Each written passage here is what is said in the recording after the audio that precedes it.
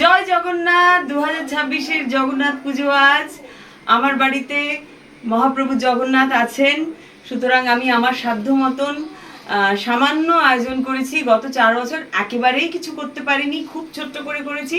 এবারে একটু বড়, তবে সেটা সম্পূর্ণ সম্ভব হয়েছে আমার কয়েকজন বন্ধু বান্ধবের সাহায্যে। আমার ঋতু, দেবাশিস আমার ভাই, জিৎ, আর রমেশ, আর আমার মা এবং আমার সাথী অপর্ণা, ও ভীষণভাবে সাহায্য করেছে। আমার বন্ধু ঋতু আর রমেশের সঙ্গে আলাপ করাবো।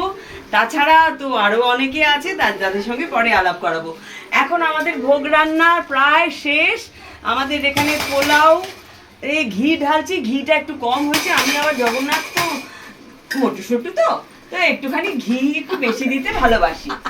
এছাড়া আমাদের হয়েছে, ঋতু রান্না করেছে পনির করেছে, তারপরে এটাও পনির, ক্ষীর বানিয়েছে ও আবার আলাদা করে, ও এটা বানাবেই, আমি না বললেও বানাবে। ডাল, জগন্নাথ অরহর ডাল খেতে ভালোবাসে, এটাও ঋতু বানিয়েছে, মানে ম্যাক্সিমাম রান্না ঋতুই করেছে। আচ্ছা, আর দেবাশিস আমার ভাই, যে সে বানিয়েছে খেজুরাম সত্য দিয়ে ভীষণ লোভনীয় চাটনি। আর আমার এক বন্ধু সমীর দিল্লি থেকে এসছে, সে বানিয়েছে খিচুড়ি।